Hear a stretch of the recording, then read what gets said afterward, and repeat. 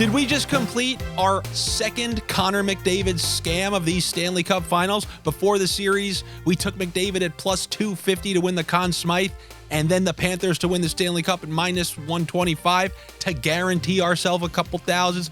But I know that doesn't apply to everybody. You needed 20,000 to make 3,000 to 5,000, and I know that's not the majority of everybody who watches these videos, but I know there are a few of you who got to enjoy the fruits of that sniff.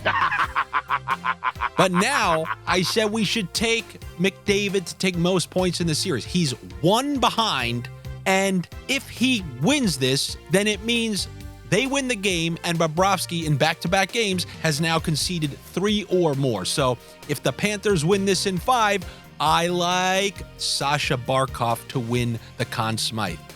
Not only did that happen, not only did McDavid rake up 4 points, and he's now minus 700 for most points in the series, but Bobrovsky, he didn't just let in 3 or 4. He got yanked, and now his series numbers have been pulled down to 9 to 5 chalk guy, 2,000 calorie diet. I got a wife and 2 kids and a 912 save percentage. A sub 900 save percentage in the first 2 rounds, and now standard 9 to 5 guy numbers in this final round. He's not winning that Conn Smythe, if you ask me. And if you truly think that he is, you have a Barkov ticket, you got it at plus 475, you're like, I still think Bobrovsky can win this, then it's very simple.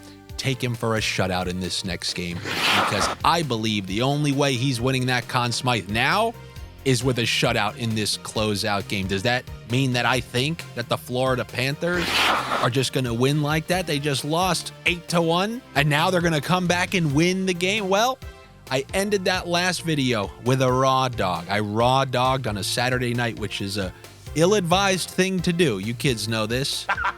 Raw dogging on a Tuesday, it's a little more acceptable. I think it carries a little bit less risk. But I do like the Florida Panthers to close out the series in this Game 5 against the Edmonton Oilers, simply because they've demonstrated everything you needed to see from them. Every sort of response.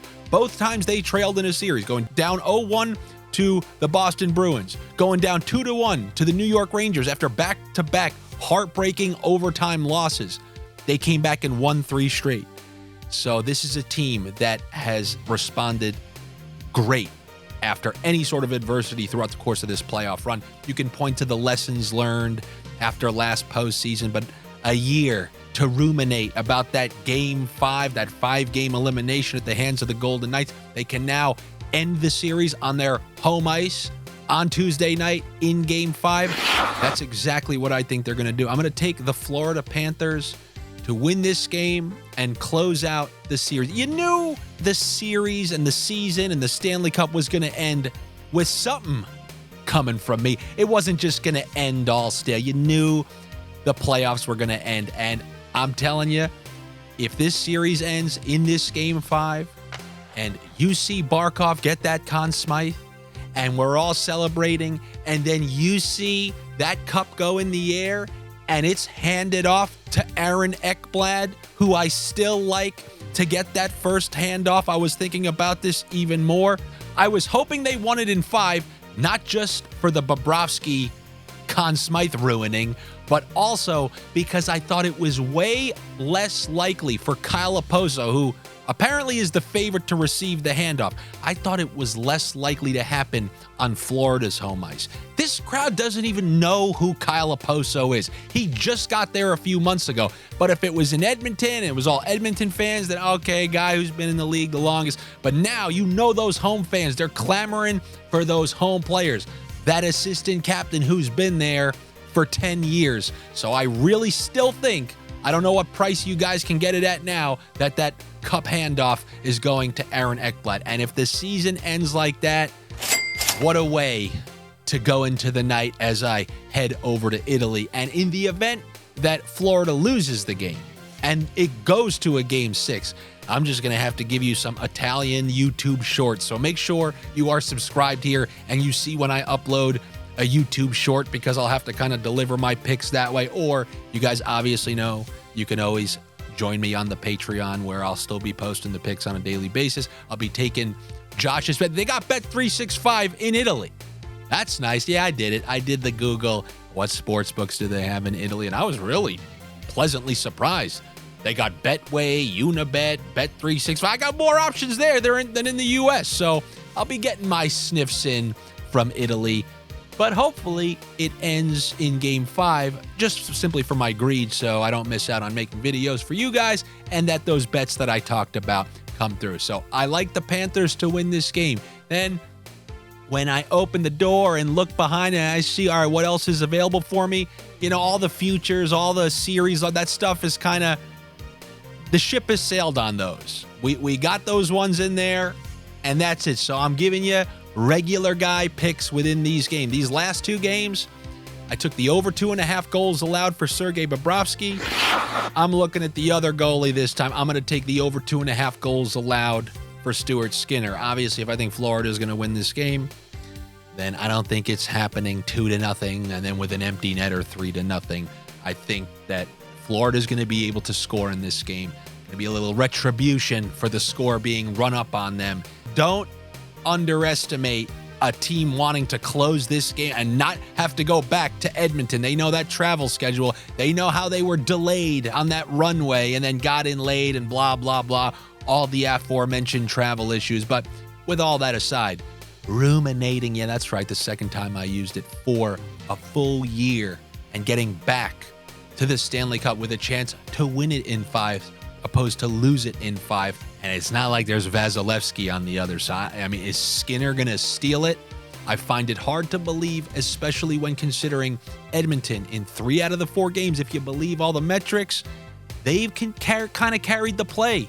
In Game 1, they lost, carried the play, obviously carried the play last game. And then it can absolutely be argued that they carried the play in Game 3. There's going to be a game or two where Florida really starts to carry the play, and we know this about them. As the series goes on, their style of play really starts to wear down on teams. So, you know, even though they were losing that last game, you saw a lot of cross checks to the back, a lot of elbows, a lot of hits. They still remained physical. And I think that it's a good thing for them because it plays into, the series-long game. Anyway, Stuart Skinner, over 2.5 goals allowed. Florida Panthers win the game. And then on those Florida Panthers, I'm looking at some of the players who really haven't been producing too much. First line and second line, I'm taking the popular combo.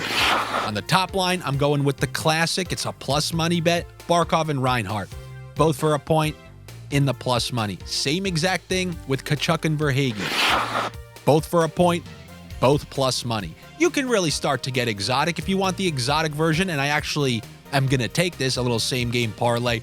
Tkachuk for an assist with the point for Verhaeghe, kind of a replication of something that I said the other night, and the over 2.5 shots on goal for Carter Verhaeghe, which is a bet that I like in the first place. You saw last game, he's a guy who likes to score. He hasn't been contributing since Game 1. He had that goal in Game 1 and then nothing since. Matthew Tkachuk hasn't scored a goal since Game 1 of last round. So I'm looking at an assist for Tkachuk with a point for Verhaeghe and the over 2.5 shots on goal for Carter Verhaeghe. But that's a bet that I really like by itself. Over 2.5 shots on goal for Carter Verhaeghe. And I would be lying if I said it'd be foolish not to bring up my guy that I brought up before the series. And yeah, he leprechauned us in one game, but just like with Jamie Benn, if you stick with it, you saw, he was right about that. Evan Rodriguez, over 1.5 shots in every single game of this series, other than the Leprechaun game. And I think he is a good option to go over 1.5 shots once again. And if you don't like any of the juice on these players, you want to know what I suggest? If you have the opportunity to add these, like I know ESPN Bet, I do this a lot. I've been giving these out a lot, like with the over 1.5 points on McDavid the other day. Once it kind of moved into the minus, I threw a Sam Reinhart under half of a power play point. The top unit on Florida hasn't scored a single power play goal in this entire series. Now you can say, they're absolutely did. The only power play goal that was scored by the second unit. And if you saw the second unit play last night when they got their opportunities, they created more than that top unit. So that top unit is obviously struggling. The Dallas Stars struggled mightily. It's the one thing about Edmonton. It's just been great all playoffs long, has been their penalty kill. Maybe we should cut the Kings some slack. No, I'm not cutting the Kings any slack after what they did round 1. But if you want to take somebody like Matthew Tkachuk under half of a power play point, I know it's scary to click that. They haven't connected once all series. So they've been struggling, and their power play unit that they kind of split up their time, 1 minute, 1 minute. So you survive that first minute, they're off the ice. And you guys know what I believe. Stanley Cup clinching games, Game 5 kinda, and then definitely Game 6 and 7. The refs don't want to decide the Stanley Cup final. The series is 3-0, 2-0. Okay, I can't decide it. But now, when you can actually be the difference, a penalty can be the difference between winning the Stanley Cup or not, I think they tend to swallow their whistle. So any sort of under. How about this? Over 2.5 shots for Carter Verhaeghe, under half of a power play point for Sam Reinhart. You do the over 1.5 shots for Evan Rodriguez, under half of a power play point for Matthew Tkachuk. It's just something that I've been throwing in. 0 goals for that top power play unit the entire time. We'll see how they do in Game 5, as I think they're going to close it out. Good luck to you. Better luck to all of us with that parlay of bets. Let's see Barkov win that Conn Smythe, and then let's also see him hand that Stanley Cup to Aaron Ekblad, and that's exactly how I want to end my season. Last video, I gave you a send-off, like, oh, thank you so much, but I kind of knew this series wasn't going to be over. I got a feeling this time the series is going to be over, so I do want to re-thank all you people, everyone who found my channel. Sincerely appreciate it. I really do. And now, once again, I'll ask you, do me a favor and like and comment and subscribe so you know when the different videos are coming out. What kind of different video? Well, I'm doing this I Hate Baseball show, which is well in the plus money. And then also I got my comedy pod, which I filmed right before this video, which is why, you see some sweat beating down my forehead because I had to get a lot of things off my chest. So definitely check that out when it's released. Talked about a couple things. And then also, what I'd appreciate the most is if you guys join me on Patreon. It's patreon.com/Andy Francess. That's where I post as many picks as I can. In fact, that's where I shared something I came across today. The TJ Hockensen under on receiving yards for the year. I don't know if there was a mistake, but I came across it. I mean, I'll credit this guy, but when you have monikers, it's hard to grade. There's some guy on Twitter, Jewish McCaffrey, and Jewish McCaffrey just posted a screenshot of TJ Hockensen's season-long yards on DraftKings. TJ Hockensen, he tore his ACL and had surgery in January. What is he going to play? 8 games max? And they listed his total at like 750 yards. And I told everybody on the Patreon, sorry, Jewish McCaffrey, if I ruined it for you. And many of us got bets in on it, and they took it down. It's currently down. And how do I get that to you? How can I share that with you? How can that benefit you? You know how, by joining the Patreon, patreon.com/Andy Francess. And also, I know, you think I don't know that you're watching this saying, come on, you think I'm going to, there's some guy on YouTube, I'm going to go send him $20 a month? Yeah, that's what I'm asking you for. All right? I'll say this to the end of time. I'm not a pro gambler. I don't know about money management strategies. I'm just a guy who goes on pretty decent sniffing runs, and I communicate what I'm feeling back and forth with the people in the chats there and post my picks there. We have Josh posting his baseball picks early in the morning there, so there's stuff you can get there. And then anything unforeseen that I didn't think about. I might come up with that would be great for the Patreon. Doing some live streams of God knows what. But as I continue to brainstorm, hopefully I see people join over there. That's enough self-promotion. But hey, there's no Snickers bars. All right. Oh, yeah, this is brought to you by, it's brought to you by nobody. It's brought to you by all those minority owners of this show, a.k.a. the Patreon members. All right, everybody. Thank you once again. It's been a great season. And in the event there is a Game 6, check the YouTube shorts. I'm just going to be an Italian selfie guy. All right. Take it easy. Good luck.